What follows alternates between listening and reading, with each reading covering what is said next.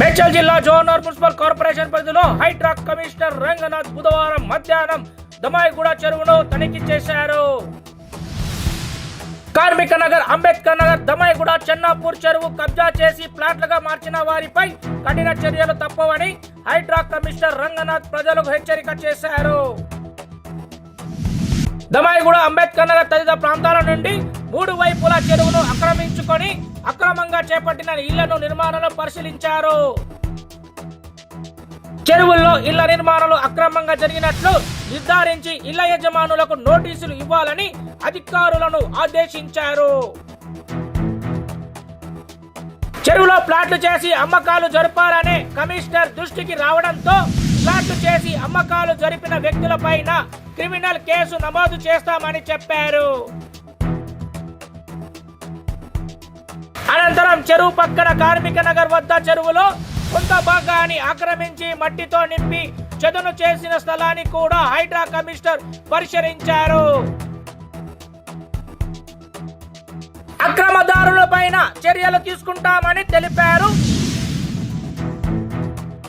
కొద్దిపాటి వర్షాలకు చెరువు నిండి ఓవర్ఫ్లోతో పలు కాలనీలు జలమయం అవుతున్నాయని chairperson Praneetha, councillor Ramesh Goud Hydraa commissioner దృష్టికి తీసుకువచ్చారు.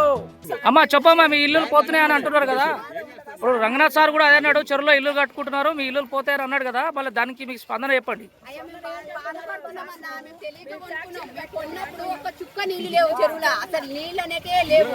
మళ్ళీ మాకు రిజిస్ట్రేషన్లు అయినాయి, పట్టాలు వచ్చినాయి, కొన్ని అన్ని ఇంటి ట్యాక్స్ కడుతున్నాము, మేము అన్ని కడుతున్నాము.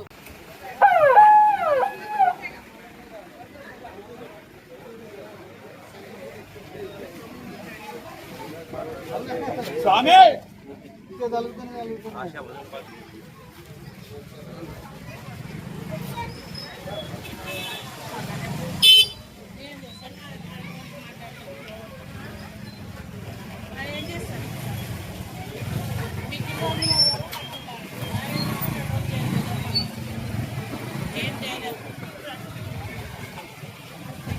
మా దగ్గర లేవు, డబ్బులు లేకనే హైదరాబాద్ లో సొంత ఇల్లు ఉండాలి అనేది ఎలాంటి పేదోడు కళ. మేము మా సొమ్ములు ఇట్లా అమ్మేసుకొని మేము కిరాయిలు కట్టలేము, 5,000 కిరాయి అంటే మేము కట్టలేము. కట్టలేక మేము ఏదో మాకు సరే పోదు అది ఇది అంటే తీసుకున్నాము. తీసుకుంటే మరి ఇట్లా అమ్మినాయన బాగా ఉన్నాడు, ఇల్లు బాగా ఉన్నారు. మేము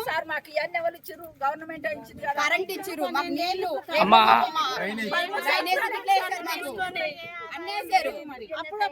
ఇప్పుడు సార్ ఏమంటున్నాడు? మన రంగనాథ్ సార్ మీతో మాట్లాడింది ఏమంటున్నాడు?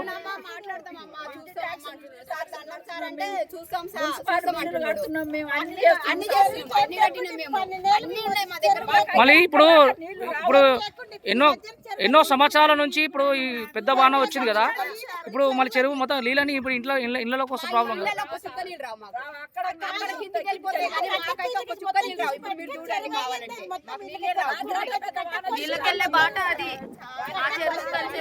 ఇప్పుడు RI Suchata madam MRO madam అదే అంటున్నారు కదా.